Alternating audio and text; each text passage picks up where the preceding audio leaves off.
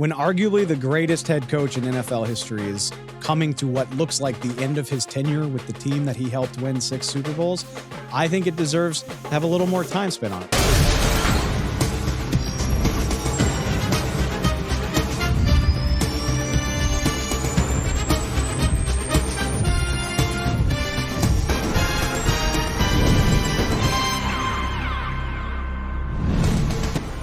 Welcome into the NFL on Fox podcast presented by Verizon. I am Dave Helman, and if you are listening to this, congratulations. We have made it to the postseason. A wild 2023 regular season coming to a close this weekend. And look, you can close out of the playoff simulator websites. You can forget all the wonky percentages and the what-if scenarios. The postseason field is set. Welcome into the show. If you don't already, please go find us on Spotify. You can subscribe to our show on Apple Podcasts. We have a YouTube channel. Please go subscribe to that. Wherever you get your podcasts, wherever you get your NFL news, we are there for you. We will take you through the rest of January up until Super Bowl 58. Plenty of playoff action to get to between then, and we will be here with you for all of it. For that matter, full disclosure, This is going to be a busy week. If you haven't already heard, coaching news already flying. Falcons head coach Arthur Smith finding out late Sunday night that he is out in Atlanta after the Falcons 7-10 finish to the season. I'm positive more is on the way. Can't get to all of it in the Monday show. There's only so much news we can fit in. We will have all of the coaching roundups for you starting tomorrow on Tuesday. We'll react to any and all hirings, firings, changes on the coaching front. So much to get to with that. But how about the actual games first? A wild weekend led to the playoff field, and it ended in the AFC. A weird game for Josh Allen and the Bills, but they steal the AFC East from the Miami Dolphins. We'll get to that. We will get to everything in the AFC, but we're going to start with a fun finish on Sunday afternoon in the NFC, which led to what I think is one of the best wild card slates that we've had in a long, long time. The last action of the weekend did happen in the AFC, but I actually want to start our Sunday 6 for week 18 in the NFC, where 3 different results came down to the wire in the afternoon window and shaped what looks to be one of the best wild card weekends I can remember. I mean, talk about a football fan's dream. I think these NFC matchups for this season, they look about as good on paper as possible. And it all kind of hinges around not what you would call a thrilling result in Washington, but a very convincing one. The Dallas Cowboys come from behind over the last few weeks of the season, and they win the NFC East with a dominant 38-10 win against the Washington Commanders. Kind of scary for the first hour or so, and then the Cowboys easily pull away. Dak Prescott bombs away for 4 touchdowns on the day. 36 for the season. CeeDee Lamb becomes the first Cowboys receiver to go over 1,700 yards on the year. Cowboys finish the season 5-1 against the NFC East. They outscore their division rivals by a combined total of 228-78, an average score of 38-13 in division play. And remember, that one loss to Philadelphia up at the link coming by just the width of a fingernail. Incredibly dominant outing from the Cowboys. They are now the 2 seed in the NFC. As it turns out, didn't even necessarily need the win to secure the division. Philadelphia Eagles go on the road to New York, and the ongoing collapse continues. Just an embarrassing loss to the New York Giants. But the win, coupled with that, it does boost the Cowboys up to the number 2 overall seed. They could have been 3 with a loss. They take care of business. They are now positioned as well in the NFC playoffs as they have been since Dak Prescott's rookie year. They were the 1 seed back in 2016, but even with the 2 seed, if they can handle business at home, they get to stay there for 1, maybe even 2 weeks. Shoot, they could play the whole thing at AT&T Stadium, depending on how this goes. So I'm joined now by the guys who had the call in Washington, Greg Olsen, Kevin Burkhardt, to talk about where things might go in the playoffs for the Dallas Cowboys. All right, guys. I mean, look, I'm not sure the Cowboys needed a confidence boost, but they certainly get one, right? I mean, the road is where they've struggled this season. They get the win, they win the division, and they do it in some style too. I mean, can this be a confidence boost heading into the playoffs? I don't know if confidence is right, but they need to play better, I think. Don't you? I mean, the last 3 games, Greg, they had some things that popped up. Offense wasn't as good. Defense was letting some things up. So I think just playing better going into the playoffs means something. Yeah, and they had a very specific kind of checklist of things that they wanted to get accomplished today. Offensively, they wanted to protect the ball. There was the deflected pass that was intercepted. We can kind of chalk that up to a bad luck, but Dak Prescott played out of his mind, highly efficient, 4 touchdown passes. They wanted to protect the passer, no sacks allowed. So offensively, I think they accomplished what they wanted. The run game was a little bit better, a little bit more efficient with Tony Pollard.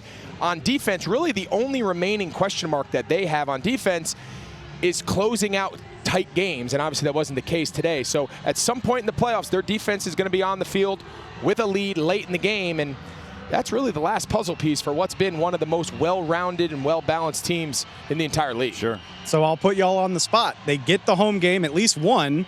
If they handle their business, they're at least guaranteed to be at home until potentially the NFC title game. We'll see what happens. But if they're clicking and we know how well they can play at home, what's the ceiling for these guys?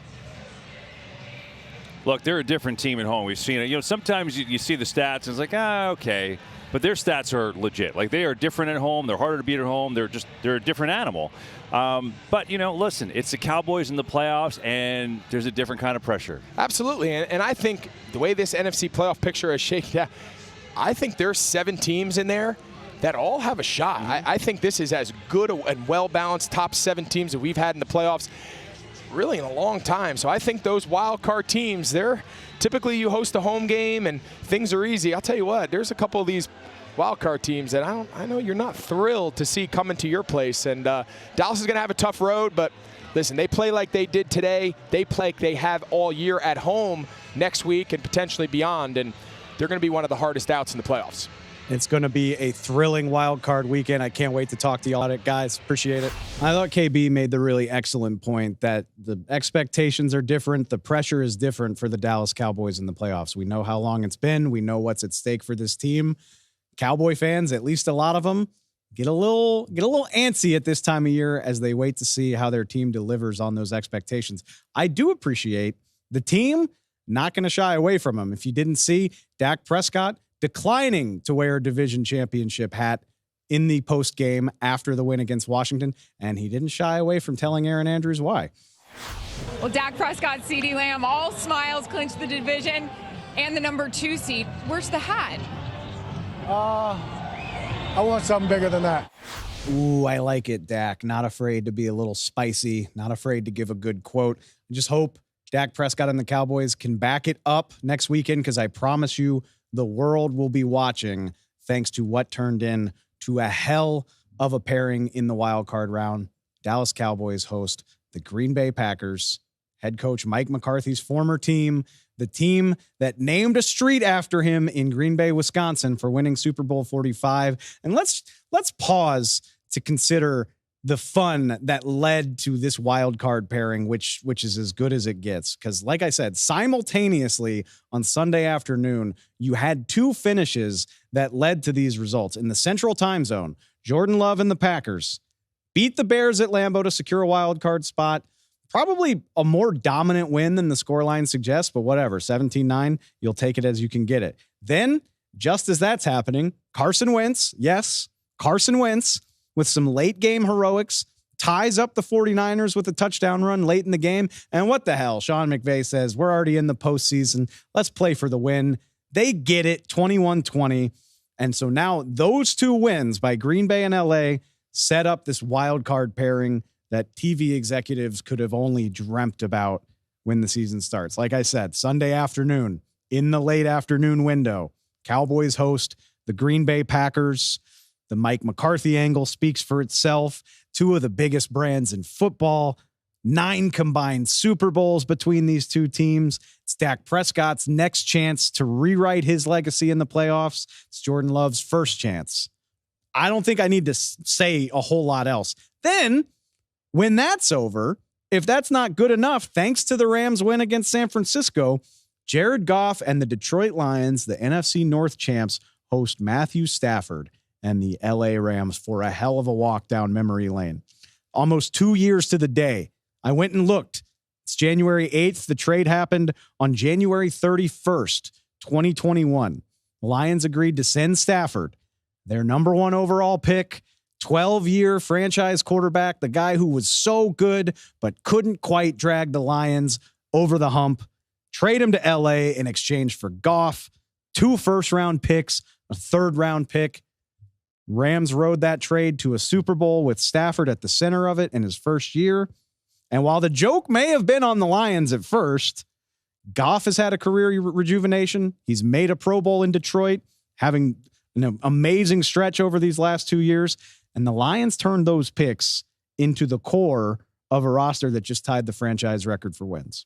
Rare example of a trade that I think worked out for everybody. Not going to lessen anybody's desire to win this one, as my guy Adam Amin and Mark Schlereth discussed after the game. The Niners are going to be the number 1 seed. The Rams, with a win today, secured the number 6 seed. Now all of a sudden we get a chance to look ahead into, the NFL script hasn't missed a whole lot. And I think the script writers were on point, as you'll get a matchup between the Detroit Lions and the Los Angeles Rams. Jared Goff going to Detroit, now facing his old team that he reached the Super Bowl with but couldn't win.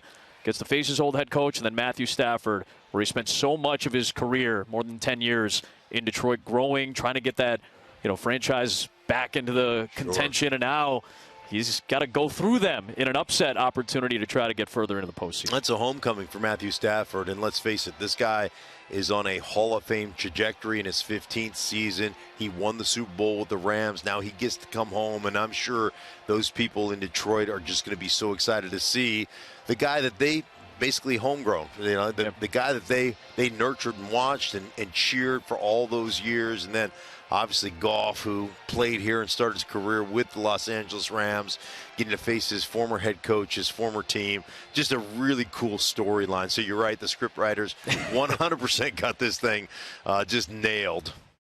With all due respect to everybody in the AFC, those 2 games are worth the price of admission alone for Wild Card Weekend. Like I keep saying, I can't remember a year when I was this hype for 2 games right off the bat. Typically, you get excited about what's coming in the divisional round and even the conference title games. It's going to be all systems go from the very jump, starting Sunday, Packers, Cowboys, followed by Rams, Lions. And if that wasn't good enough, don't sleep on the Monday nighter. Philadelphia Eagles limp into the postseason as a wild card now, and it's against the Tampa Bay Bucks. They will travel to Tampa. Please don't make me relive much about the Buccaneers' 9-0 win against Carolina, but it was enough to deliver them the division for a 3rd straight year. They will host the Eagles, which amazingly, the Eagles are still currently a favorite according to Las Vegas, 1.5 to 2.5 points as a road favorite, depending on where you look. But man, this is just not the same Eagles team. Started the season 10-1. They finished the season 11-6. Jalen Hurts and A.J. Brown both having injury scares in that loss to the Giants. The Eagles wind up pulling everybody from that game, which they eventually lose 27-10 because it's just not worth it after a certain point. I think that speaks to how bleak it's been in Philly over the last month of the season.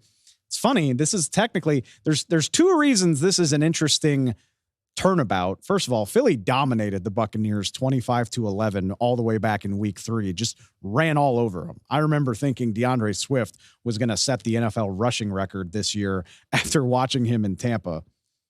And on top of that, this was actually where Jalen Hurts began his NFL playoff career. Remember, the Eagles snuck into the playoffs as a wild card in 2021.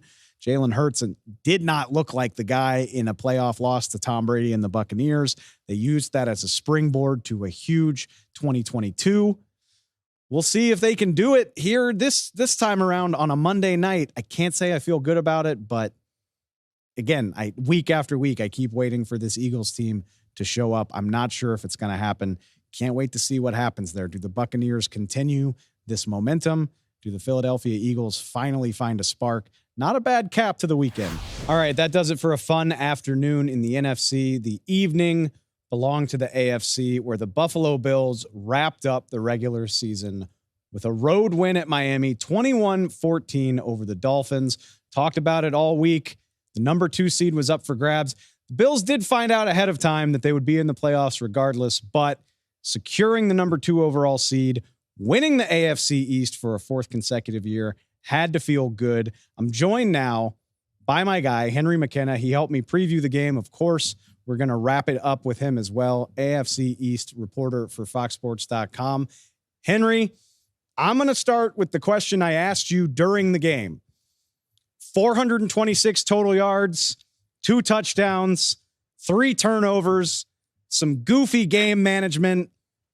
Was this the most Josh Allen game ever? Yeah, I mean, it ranks. It was the worst Josh Allen game ever for like the first 3 quarters. And then for him to win, secure the number 2 seed, and a very much favorable matchup compared to what they would have had if they didn't win. It feels consummately Josh Allen. There was the craziest part about what we saw from Josh Allen tonight was not that we saw crazy Josh Allen, not that we saw sensational Josh Allen, not that we saw boneheaded Josh Allen. It was that we saw game manager Josh Allen. In the 4th quarter, after the Bills took the lead, he protected the heck out of that lead. We saw him, sliding near the sideline. He did actually end up out of bounds on one of the slides, missed by the officials, but was sort of otherwise spotless in a way of managing the game. Quarterback sneaks, again, with the exception of that 4th and 1 that they couldn't quite pick up. But Josh Allen did everything he could to play as smart and safe as he could for about 10 minutes, and that was just enough for Buffalo to pull off the win. Which, I mean, we laugh, but it's such an interesting juxtaposition. I mean, we know what Josh Allen can do when he's clicking.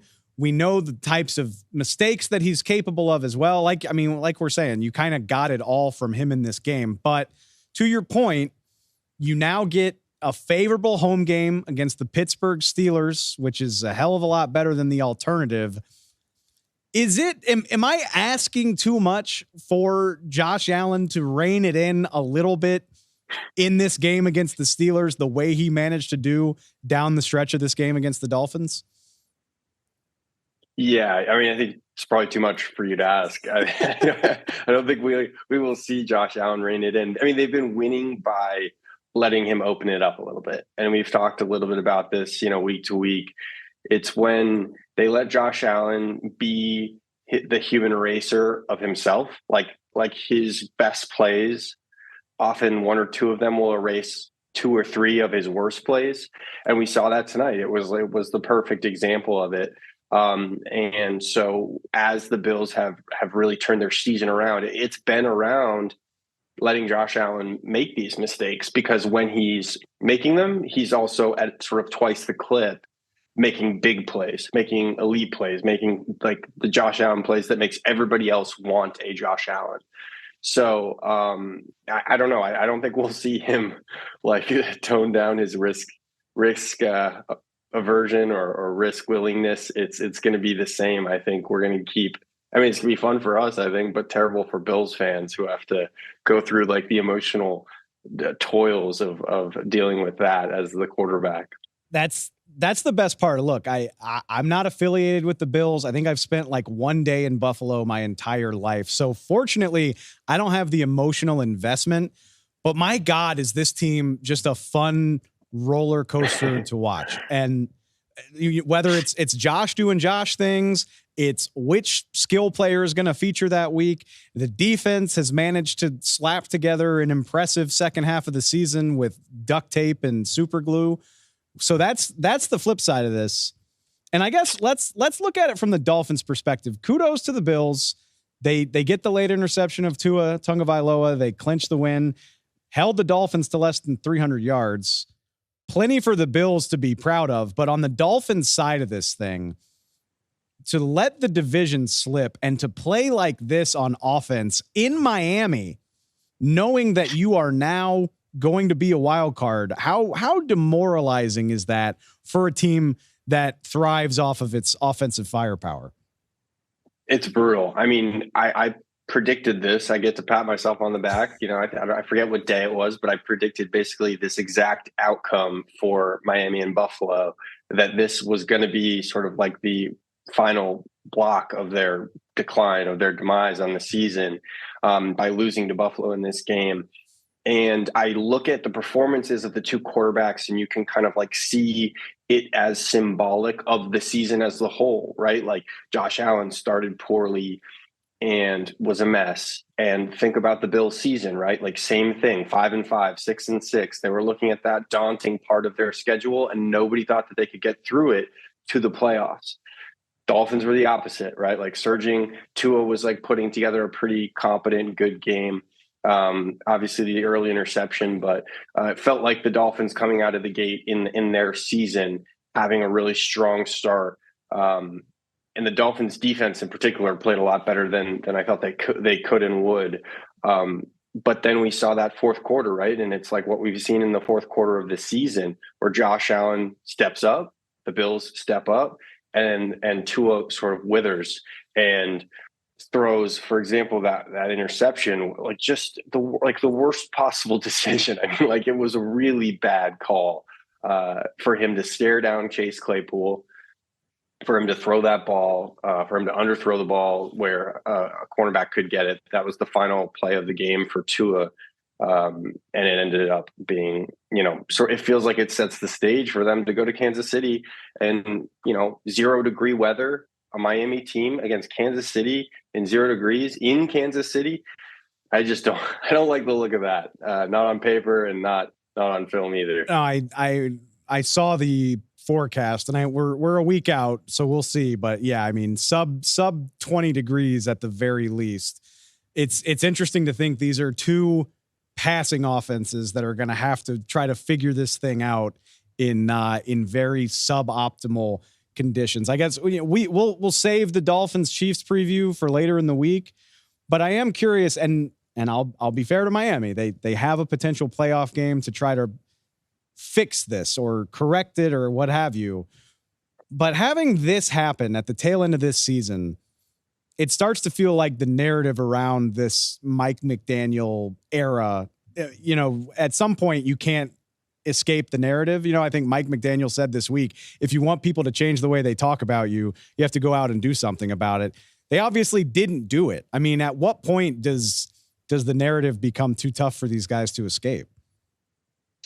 Yeah. Well, I remember like Lamar Jackson was viewed as a guy who couldn't win in the postseason, just 2 postseasons ago, probably. And he overcame that narrative with a few playoff wins. Experience can really change a situation like this. Like, I don't want the Dolphins to go into this offseason feeling like they need to make big changes. I think they just need to grow their quarterback and their coach so that they're just succeeding at a different clip. Like, these are learned skills that I think that this team is still sort of young, and unfortunately they're built with like their star receiver, for example, Tyreek Hill, starting to get a little bit older. But I think that they're the kind of team, even if they go to Kansas City and they lose and it's ugly, which I'm not totally sure it will be, because maybe they get Jalen Waddle and Raheem Mostert back next week from injury. And that offense, think about like Cedric Wilson had 2 drops, like bad ones on 3rd down. If those are catches, if those are Jalen Waddle catches, the game might look a little bit different, right?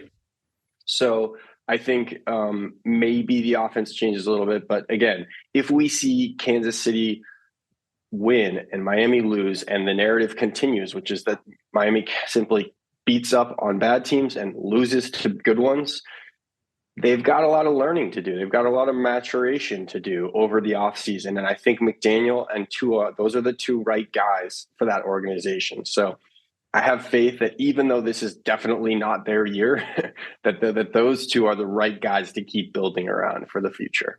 I think it's a fair point, and I'm with you. I mean, if Jalen Waddle is available in Kansas City, I'm not writing off Miami. But when you consider how firmly they seem to have control of this thing 4 weeks ago, it's a tough pill to swallow. Big night for the Buffalo Bills. We will see how both of these teams do in the wild card round. Henry, I appreciate the time, man. Yeah, thank you. Appreciate you having me. No shade whatsoever intended toward the league office. You make the best decision you can with the information you have. But like I said, it did feel like a little bit of drama was missing from that last game. The Bills knew, thanks to some results earlier in the day, that they'd be in the playoffs regardless. So not quite a loser leaves town match in Miami. The Bills aren't going to complain. As we've already said, 2 seed, home against the Pittsburgh Steelers after the Steelers beat Baltimore on Saturday afternoon. One of the big pieces of the AFC puzzle, because really this thing was a lot easier to put together than the NFC. The Kansas City Chiefs, they knew all the way ahead of time that they were locked into the 3 seed. Nothing they could do. They do wind up beating the Chargers in a game that I assume nobody outside of the Kansas City area watched. And now they get the Dolphins, like we said. The Cleveland Browns also were locked into the 5 seed. Didn't play anybody of consequence. They lose big to the Bengals in a game that didn't remotely matter. So the real crux of this whole thing after Bills Dolphins comes down to the AFC South. And very predictably, it got wacky, y'all. It got really wacky. Started Saturday night.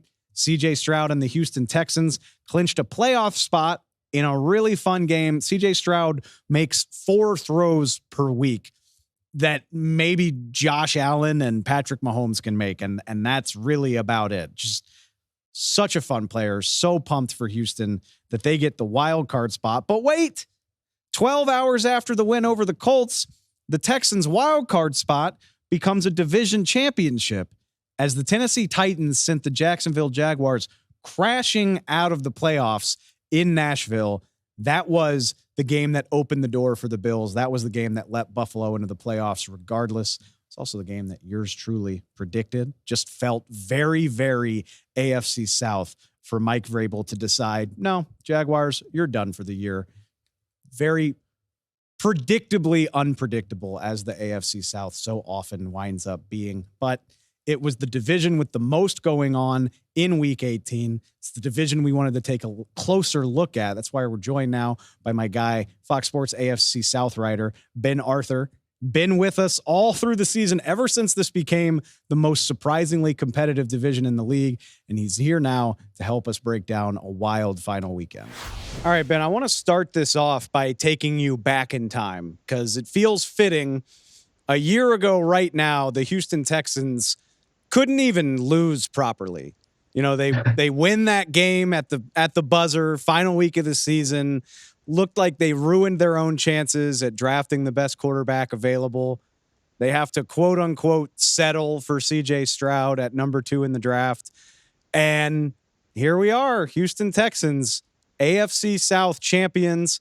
They get some help from the Tennessee Titans, but they're hosting a playoff game. As somebody who covers this division, who's covered it for a while, I mean, what is your first takeaway, just your off the rip impression of this turnaround in Houston? Yeah, first impression is just wow, right? Like I think I'm not alone in this. I think you would probably maybe put yourself in this camp, Dave, and a lot of other NFL fans out there would be in our camp too, just in that like no one could have imagined that the Texans would be in this situation. Right. Obviously, the hope is they get the right guy as a coach and get a good quarterback. But even with those 2 things, people expected maybe 2-3 years down the road for them to truly be competitive, to be a contender. Like I saw a lot of preseason like win total projections of around like I want to say like 6 wins, 5-6 wins, some 7. Some people said 7 wins. So for them to be where they are now, 10 wins, AFC South champions, with the Jaguars losing to the Titans, it's just been such an incredible turnaround. And the Texans really nailed it, right? They nailed it with DeMeco Ryans, and they nailed it with CJ Stroud. He's just been a great fit for what they're trying to do, and just kind of how he's brought life to that city, to that franchise, to the team, what he's able to do in the passing game, the poise, the savvy he has. He plays well beyond his years, and he's the main reason why the Texans are where they are. DeMeco Ryans has done a great job, but the Texans aren't in this position without a quarterback of CJ Stroud's caliber. I mean, there have been so many times this season where he's put them on his back if they have issues on the defensive side of the ball or injuries, or he hasn't had his full offensive line, or the run game is ineffective. Like, it doesn't really matter what it's been. He's been able to lead the team. And I think that this Saturday night win against the Colts was another example of the Colts having, the Texans having all kinds of issues. They were without 3 of their top 5 receivers. Tank Dell, of course, is out for the season. They were without Robert Woods. They were without Noah Brown. They were shorthanded defensively. Will Anderson was on a snap count. Their top sack guy, Jonathan Grenard, didn't even play, and they were still able to win. And it's because of CJ Stroud. I'm glad of course, I think even all credit to DeMeco Ryans, but the conversation has to begin and end with CJ. And I can't help but think of this. Look, the Texans are going to host the Cleveland Browns in the wild card round. We'll get to that matchup later in the week. Anything can happen in the playoffs, but I can't help but think about the fact that in the NFL, the biggest cheat code to being a contender is having an amazing quarterback on a rookie contract. And now, even with the trade for the pick that got Will Anderson, the Texans still have a first-round pick from Cleveland because of the Deshaun Watson trade. So they still have a first-round pick. They're going to have a boatload of cap space. I'm getting ahead of myself, but how bright does the future look here for the Houston Texans over the next 3 to 5 years? Yeah, Dave, I was thinking about that too. Their future is so bright that they could be like that team, that powerhouse in the AFC South. The Colts, I do think that they'll be up there, of course. Like, I think Anthony Richardson, before he got hurt, showed a lot of stuff. And I think coming into year 2, when we know the job Shane Steichen has done in Indy as well, and they could get really good very quickly as well. The Jags, you're just not so sure about them right now with the way they collapsed at the end of this 2023 season, and the Titans are much further behind.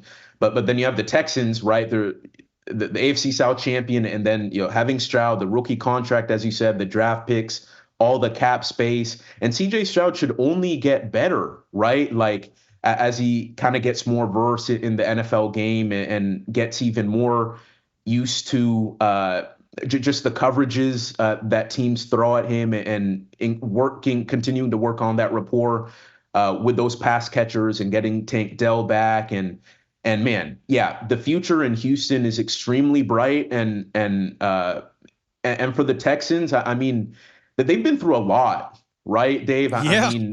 The Deshaun Watson mess, and like the whole fall from grace and his eventual trade, and then the front office issues they've had. So for them to be in this situation now, of all the teams in the division, that I would say they have the brightest future. So I would say brighter days are definitely coming for the Texans. Well, they have good days right now, right? No. You're totally right. Like, the present is bright. The present is bright, but I think you're 100% right. I think the future looks even brighter. All right, really, really quickly, let's give some credence to the other side of this, which you were in Nashville for the Jaguars loss that knocked them out of the playoffs from 8-3 to 9-8. Look, I don't think you need to call for anybody's job. I don't think the Jags are going to replace Trevor Lawrence. Like, we don't have to get silly here, but this is clearly a major disappointment for a team that was supposed to build on last year's success. Yeah, and Dave, this is a team that never the same. I think Doug Peterson put it perfectly in the post game. Like, he said, this game was a nutshell of our season, in that it was the same issues that they've had the entire year that manifested itself. And we've talked about this on previous episodes of the pod, Dave, like just whether it's the turnovers or the penalties, just like the brain farts, or Trevor Lawrence's interceptions or bad decisions or short, short yardage situations, like defensive issues if they're not getting takeaways, just poor tackling. I mean, all these things showed up in different forms or fashions in this kind of this Week 18 game, and so they have a lot of work to do that they weren't able, of course, to capitalize off of the momentum from last season, and the disappointing part, like they had all the same guys, right? That they basically returned like 20 starters from last season. And then you think of year 2 with Doug Peterson, and you expect continued growth from Trevor Lawrence, plus Calvin Ridley in the mix too. And they were just never able to find that spark. And Josh Allen said it. I think he said it really well in the locker room too. Like they had like this spark last season, and this entire year, they were looking for that spark, and it never came. And I'm kind of paraphrasing what he said, but that's kind of what happened. And now they enter the offseason with kind of a lot of questions, right? I mean, Trevor Lawrence is obviously their quarterback, but I think coming out of last season, we all expected him to like get that record-setting deal, like that new benchmark in terms of quarterback contracts, as he kind of played himself out of a contract of that caliber. And then you think of the personnel moves that need to happen. And then I think on the offensive side of the ball, I think it's the biggest disappointment, not just Trevor Lawrence's play, but just across the board, whether it's third down or red zone production, just never being able to produce to meet the expectations that came with a super talented offense. Like they have one of the best collections of skill talent in the NFL when you talk about Trevor Lawrence and Ridley and Christian Kirk and Evan Ingram, Travis Etienne, Zay Jones. And I know some of those guys missed some time here and there, but for the product to be what it was, it's a lot of shaking of the heads in Jacksonville right now. And so it's going to be a really interesting offseason for them. I think it would be interesting enough in its own right with how disappointing the finish was. And Trevor is officially eligible for a contract extension. So that's going to be interesting. And oh, by the way, the newest young superstar in the league, CJ Stroud, is now in your division. So that's another thing to be frustrated about if you're a Jaguars fan. We'll see how the offseason goes for them. And we will see officially how the playoffs go for the division champ Texans. Ben, I bet you we'll be checking in with you about that. I appreciate the time, man. No problem, Dave. Thanks for having me. Moving along with our Sunday Six, we're going to hop into our weekly edition of Ask Glazer. It feels like a good spot for it this week with all of the news that's happening, that's about to happen with the NFL's coaching carousel. Who better to talk to than our own Jay Glazer, Fox Sports NFL insider.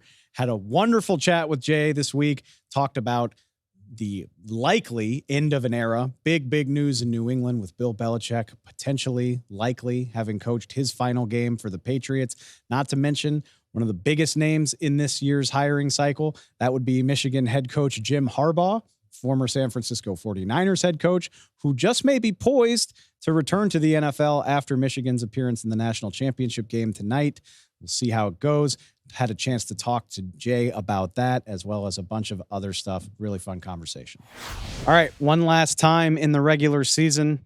Time for nothing else but Ask Glazer with our guy, Jay Glazer. And Jay, not a fun time, but I have to imagine this is one of the busiest weeks of your entire year. Yeah, by far. It's kind of like draft week for me because you're not just calling around to find out what coaches are going to let go, but also which candidates are going to be hot, which ones, even the candidates that are hot, a lot of those guys I'll try to help them out just to make sure they know how to put a staff together and how much, how involved they should get with that and putting that staff together when they go into prospective, job interviews. So it's crazy. And then everybody's kind of calling also I got, friends in this league who are, let's say, D-line coaches are just going, man, I think we're going to let go. Can you make sure if any of your guys get a job, you can help me get a line coach somewhere else and things like that. You've got an unlimited texting plan, right? It's ridiculous, yeah. All right, let's start with, I mean, I think this is, as far as staff changes go, it's the biggest one in the NFL this year. You touched on it on Sunday mornings that Bill Belichick's tenure in New England likely over. Right. They lose to the Jets on Sunday. Doesn't do a whole lot to really reverse the vibes there in New England, if I had to guess. I mean, we'll see what the timeline is here, but I mean, where do you see this going for Bill? Because it's hard for me to believe he's just not going to coach. I don't know. I don't know what Bill's going to do. I haven't asked him. I only go on facts. Look, you look at the Patriots and you say, okay, if they weren't going to make a move with Bill, wouldn't they have come out by now and said, hey, stop with all this conjecture. He's back. He's our guy. Let's just stop it. Just like the Jets did a couple of weeks ago for Robert Saleh. You've had these teams do that. And that hasn't happened at all. So I think, look, a conversation is going to happen between the Krafts and Bill sometime in the next 24, 48, 72 hours. And, if they just decide to, mutually part ways or fire him, that'll happen quickly. If they try and get a trade, that's going to take a long time. Also, I think it's difficult because Sean Payton last year, I think they gave up a 1 and a 3 or something like that. So I'm sure they're going to want more for Bill Belichick than they have for Sean Payton, right? Yeah. So I think that would really muddy the waters and slow things down. So if they just want a clean break, they should just clean break it now and just move on. But I don't know where he goes from here. If you don't have an answer, I totally understand it, but I can't help but think about, when we were talking about Mike Tomlin a few weeks ago, you mentioned the whole league would want him, and I get that. What do you think? I mean, do you think a similar? No, not Mike, not Mike. But do you think there would be a similar amount of demand for Bill Belichick if he were available? No, I don't. No, not at all. No, Bill's coaching style is way different than Mike Tomlin's coaching style, so I don't think there would. And that's why I said, like, if this was 7, 8 years ago, everybody would be jumping all over for it. But it's just, things have changed.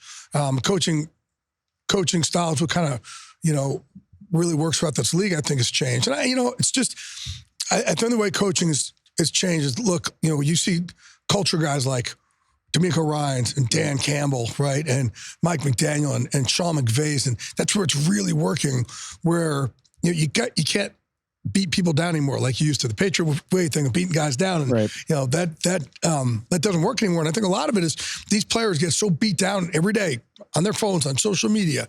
The last thing they need is their father figure, their uncle figure in there who they need some loving from, doing the same thing at work. So those times have changed. And I remember, coaching about 4 years ago, I was coaching a fighter, and he kept dropping his hands. I kept saying, dude, man, stop dropping your hands. Stop dropping your hands. You're going to get knocked out. And Randy Couture said to me, hey, you can't say that anymore. I said, what are you talking about? And that's who I coach with, is Randy Couture, who's one of the greatest ever. And he said, don't tell them what you don't want anymore. Because when you tell them what you don't want, they think you're just getting down on them. Only tell them what you want. So instead of telling him not to drop his hands, only tell him, keep your hands up so you don't get knocked out. And he said, you've got to change how you communicate to these guys now. And it really opened my eyes up. But it's the same thing I look in the league now. Like, man, these authentic guys who know how to kind of coach from the inside out, but help build these guys from the inside out. There's a couple players I was talking about this past week that are first-round picks that have just been beat down. And I'm like telling them, hey, you can't, there are coaches like, you can't do that anymore to these guys. You can't do it anymore. It'd be interesting to see if Bill would be willing to adapt to that for some. It seems like it would be a tough thing for him to do. Yeah, he is who he is. Yeah, for sure. But there's also a lot that goes in that Patriot style. There's a lot of keep things a secret, and there's all this paranoia that goes with it and whatnot. So that's why I think a lot of places may say we don't want that in our building. Let's talk about, you mentioned him, a guy who is part of that new school. That would be D'Amico Ryans. The Houston Texans are officially, they didn't just make the playoffs, they are now division champs with the Jacksonville Jaguars losing. Does that, in your mind, lock D'Amico up as coach of the year?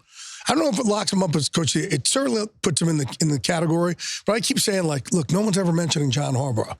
And I don't get why. Like, he never gets mentioned because it's always like, oh, yeah, they're just winning again. But they're King Kong. The Ravens are the best team in the league, and he has new coordinators.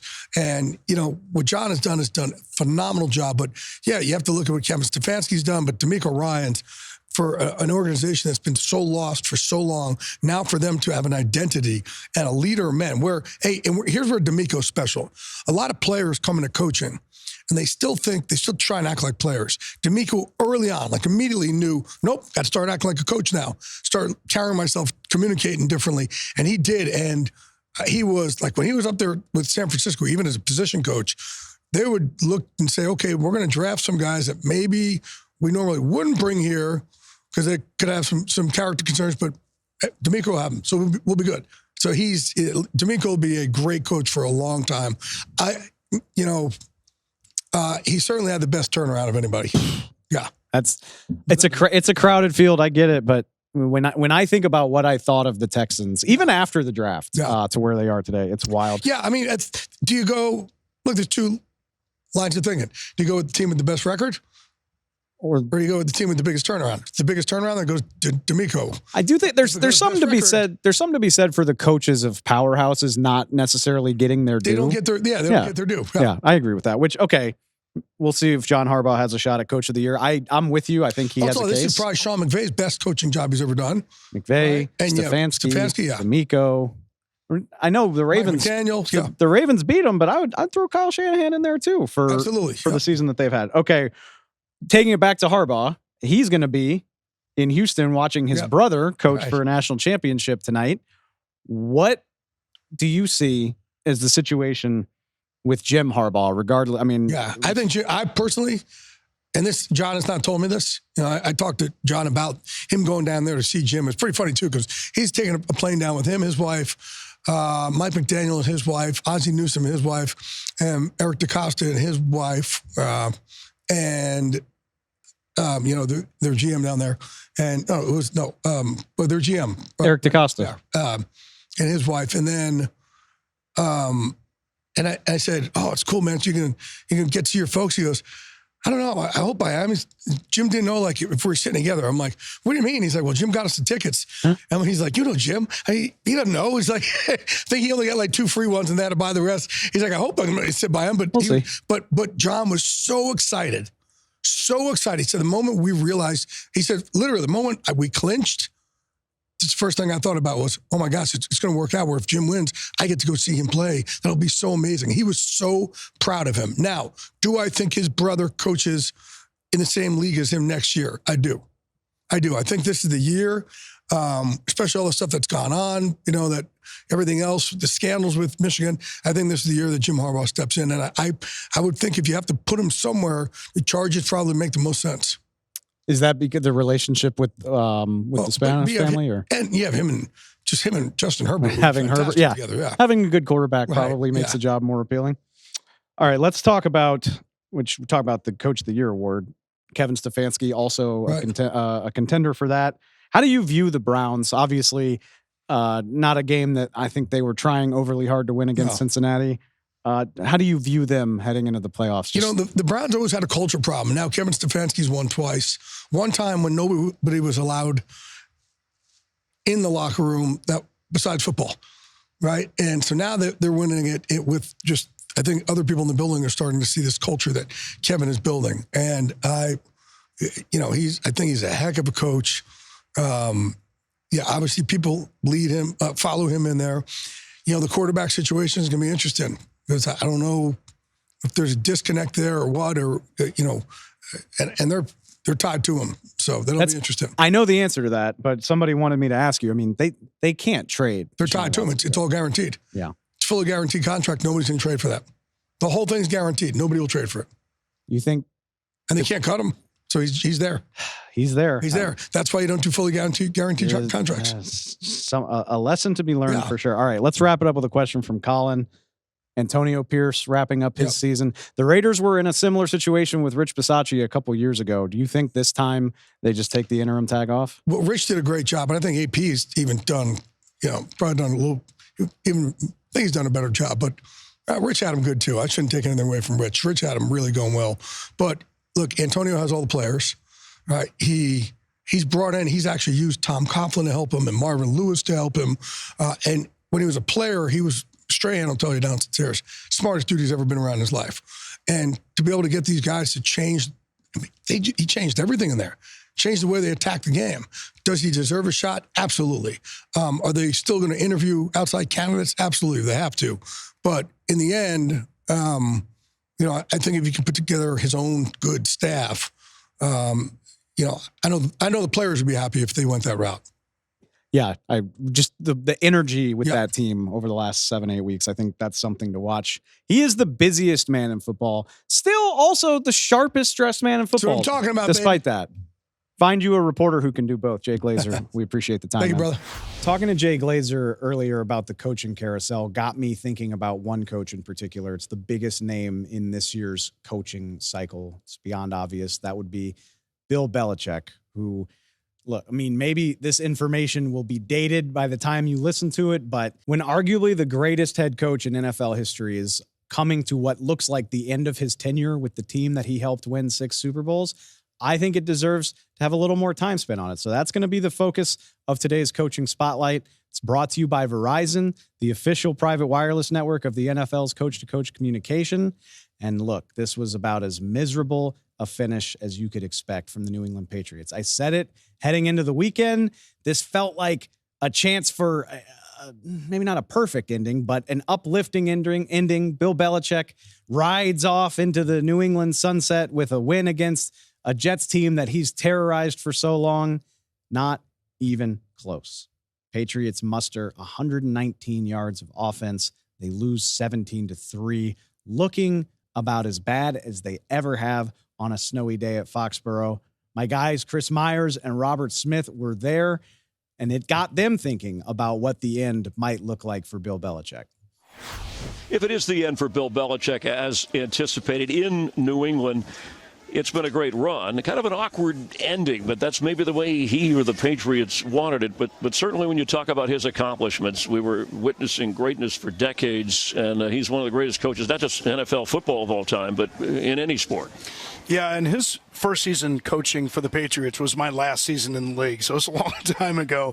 And the thing that really stands out to me, when you talk about the differences, say, between a Don Shula and a George Halas and the number of wins throughout a career is the difficulty of winning in the salary cap free agency era. Most importantly, because in free agency, your good players can go to other teams, and with the salary cap, you can only keep so many of your good players. But the thing that's always stood out to me from a player perspective, I never played for him, but for all the people that I know that played for Bill Belichick, they talk about the attention to detail and an almost fanatical obsession with scouting yourself, scouting your opponent, and always finding that little piece of information that's going to be the difference in a football game. And the more you learn about the game, the more that you understand that it's those little details that make the difference when it matters most in situations that sometimes can end in games like this, where you have turnovers, where you have things not going your way, but you fall back on your coaching, on that playing in that level of detail, and for the most part, it ends up in victories. Yeah, this one ended in a loss to the Jets. However, 6 Super Bowl titles, that's what people will think of first. And what's next for Bill Belichick? We'll all be watching that closely. This is the way it ends for so many legends in the NFL. I don't expect too many people to feel sorry for Bill Belichick, especially if they're not Patriots fans. This is the man, the franchise that terrorized the NFL, the AFC for the better part of 20 years, won 6 Super Bowls, played in plenty more, involved in their fair share of controversies. Anytime you're involved with multiple things that end in gate, I don't think people are going to be too sorry to see your downfall. So like I said, I don't expect too many people to feel sorry for Bill Belichick. But at the same time, what I don't want to see is people reducing Bill Belichick to some kind of punchline. It's easy to do with all of the bad will that's built up over the years. I get it. But at the same time, the ending for Bill Belichick, if we can assume that that's what this is, does not diminish the accomplishments. Not when you consider, like Robert Smith just said, how hard it is to sustain success. I mean, the numbers speak for themselves. Whether that's going 266 and 121 in New England. Whether that's winning 302 regular season games when you include all of his tenures, third most in league history. That's why I imagine he'll be back somewhere at some point, because he's got a pretty solid shot to finish above Don Shula as the winningest head coach in NFL history. 6 Super Bowls is more than anybody else. 8 Super Bowl wins when you consider that he was the defensive coordinator of the legendary Giants defenses with Lawrence Taylor. 3-time AP Coach of the Year, NFL Coach of the Year, 19 straight seasons with a non-losing record, 31 playoff wins. It goes on and on. It's to the point where your eyes glaze over because of how long it takes to list all of this stuff off. And another thing that I in particular feel passionately about, having had all of these years to digest the Brady-Belichick era, it's fine with me if looking at what the Patriots have become without Brady and what Brady did in Tampa Bay, it's fine with me if you want to assign the majority of the credit to Tom Brady. He's the most accomplished quarterback to ever play the sport of football. But where I balk is the idea that these Patriots struggles over the last few years diminish Belichick's contributions to that dynasty to the point where they don't even matter at all. And that, like I said, that's where I feel like I have to step in and say something when you consider the number of times the Patriots have reinvented themselves, whether that's as a defensive first dominant unit. The first time they went on a run. Remember, this was the team that held the greatest show on turf, the early 2000s St. Louis Rams, to 17 points in a Super Bowl. Whether he reinvented that into a team that dominated with multiple tight end packages and the rise of Rob Gronkowski, whether the way they did it again in the mid 2000s, even with a great quarterback, it's very, very hard to reinvent yourself multiple times over the course of 20 years. You can't do that without coaching. It's not to say Tom Brady's not a huge, huge part of it, but it's also to say Bill Belichick wasn't just a bystander to all of this. My favorite stat, Tom Brady won 30 playoff games as a New England Patriot. 5 of them, including 2 of the Patriots' Super Bowl wins, came in games where the offense scored 20 or fewer points. Again, beat the Rams 20-17 to kick this whole thing off all the way back when I was in the 7th grade. They beat the LA Rams, same team, almost 20 years later, holding that high-flying offense to a field goal in a Super Bowl. In an era where offense has dominated at every turn, they won a Super Bowl 13-3. That's impressive. That's all I'm trying to say is as Bill Belichick moves into whatever the next step is, as he, I assume, changes teams, or shoot, maybe even if he wants to take some time off, he's not without criticism, and the depths to the Patriots have sunk to clearly pretty low if a guy that's won that much is moving on. At the same time, he's a huge, huge part of a run that I don't think we'll ever see again, and a run that even with a Hall of Fame quarterback, it boggles the mind that they were able to sustain it with so many coaching changes, with so many roster changes, with so many different breaks over multiple decades across all the years. That's all I'm trying to say. And I hope people remember that as this era winds to a very forgettable close. It doesn't make any of Bill Belichick's contributions less impactful, less meaningful. And I'll get off my soapbox now. Let's wrap up the Sunday 6 for the regular season with some bonus content. No, literally, some contract bonus content. I said heading into the weekend that this was a fun week on the schedule because teams are going to do some stuff to try to get some guys paid. And you know what? Even though I mentioned it, it delivered even on my highest expectations. A really fun couple of days of guys hitting some big time bonuses that are sure to come in handy as they move into the playoffs, as they move into the offseason, wherever they're at. It's nice to have a little extra scratch in your pocket. So we're just going to go through some of our favorites from the weekend, guys who hit big incentives in their deals, and maybe none better than Tampa Bay quarterback Baker Mayfield. The Buccaneers, not a pretty win. 9-0 against Carolina. I don't advise you to rewatch much of the highlights, but Baker Mayfield signed in Tampa for $4 million. And by making the playoffs while playing 85% of the snaps for Tampa, which he easily did, he doubles his salary, a $2 million bonus. Good on you, Baker. Hell of a bounce back season when a lot of people wrote you off. Really, really cool. Keeping it with quarterbacks. Unfortunately, Gardner Minshew did not make the playoffs. Based on the way that fourth down went on Saturday night, I have a feeling that's going to bother him for a while. But you know what will make you feel better? A $2 million bonus for playing 60% of the snaps. He signed as the backup. The Colts drafted Anthony Richardson. Looked like he might do spot duty at best. He winds up starting the vast majority of the season. Like I said, maybe doesn't completely wipe away the sting of losing to the Texans, but $2 million will go a long way. Elsewhere in the AFC South, this one got talked about a lot. DeAndre Hopkins, Tennessee wide receiver, had a lot of money on the line. He could have earned up to $1.5 million by hitting various incentives.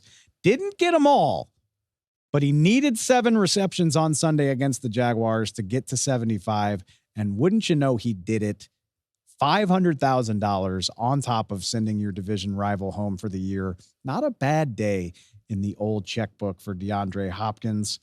Elsewhere in a game that I don't know how many people saw, Joe Mixon's going to remember it though. He was sitting at 10 total touchdowns on the season in the Bengals game against the Cleveland Browns.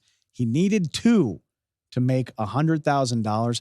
And wouldn't you just know, whether coincidence or not, he managed to score 2 touchdowns, 1 rushing, 1 receiving. Bengals make easy work of the Cleveland Browns to get to a winning record. By the way, AFC North in 2023. It's the first time in NFL history that all 4 teams finish the season above 500. And Joe Mixon finishes the season with an extra $100K in his bank account. I love it. Up in Green Bay, Jordan Love. Oh my God. The biggest winner in this whole story. We can't even keep track of everything that was written into Jordan Love's contract. Obviously, the Packers reached a small extension with him to take some of the pressure off heading into his first season as the starter. They gave him a lot of chances to make money with incentives. And holy crap, did Jordan Love ever do that? I can't walk you through all of it because it's contingent on a certain number of snaps. It's contingent on making the playoffs, contingent on finishing in the top 15 in passer rating and completion percentage. What you need to know is that Jordan Love's base salary heading into this season was $1 million. And over the course of this year, capping it off with the playoff appearances, he made about $4.5 million extra dollars. And you know what? The way this guy played for Green Bay, I have a feeling that's just a drop in the bucket for what is coming when he eventually gets a real deal extension. Just going to call my shot that that's happening sometime in 2024. You saw this on Saturday afternoon, a very forgettable game in Baltimore, miserable weather conditions. I doubt Jadeveon Clowney was miserable. Needed half a sack to reach 9. He got a $750,000 bonus if he got it. If you saw the celebration, you're well aware that he did. But he was one-upped because he wasn't the only guy with a big sack incentive. Kansas City Chiefs defensive tackle Chris Jones had a $1.25 million. $1.25 million. I got to say it twice because it's a lot of money for reaching 10 sacks on the season. He needed a half a sack against the Chargers. And guess what? He got it. And please just go ahead and roll the celebration here. Whole team mobbing the guy. Chris came out afterward and said he's buying everybody Rolexes for the achievement. Obviously, he held out at the start of the season. Won some of it back by hitting this incentive, Chris. Good on you, buddy. Amazing. Like I said, I love this week on the schedule. Fun one for the New York Giants. Darius Slayton had a $750,000 bonus in his contract for being active for every game. So he caps off the season. He's clearly active because he had a big day against the Eagles in the Giants' 27-10 win. So comes out to roughly $45,000 per week. Darius Slayton, active all season, just for that fact alone, makes $750,000. Not bad. And this last one, not a contract incentive, but just, I call it being a good teammate. Jamal Williams led the league in rushing touchdowns for the Detroit Lions last year. Remember, had a huge day to beat Green Bay this week last year. Signs with the Saints in the offseason, hadn't scored a touchdown all year. Like I said, there's no financial incentive, but Jameis Winston, and the New Orleans Saints took matters into their own hand. Saints called for a victory formation at the end of the 48-17 win against the Atlanta Falcons. Jameis said, no, it's a team decision. We're going to get Jamal into the end zone. And they did exactly that. Arthur Smith didn't take kindly to it. Saints head coach Dennis Allen said after the fact he didn't blame him. For my part, I kind of love it. Get your guy into the end zone. It's your last opportunity until next September. But the real thing that makes this a trivia question answer years from now, it was the last moment of the Arthur Smith era in Atlanta. Like we said earlier, Arthur Smith finding out Sunday night he is out as Falcons head coach. So I just have a feeling this will be a memorable piece of the Saints-Falcons rivalry moving forward, though neither team making the postseason here this year. Okay. Oh my gosh. Loaded show. That does it. It's the playoffs.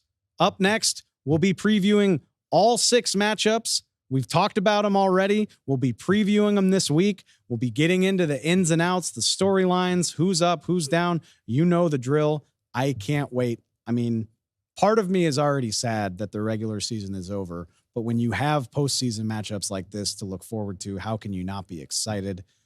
We'll be here to take you through everything Wild Card Weekend. Please go find us on Spotify, Apple Podcasts. Like I said, subscribe to the YouTube channel. You know the drill. It's playoffs, y'all. I'll catch y'all next time.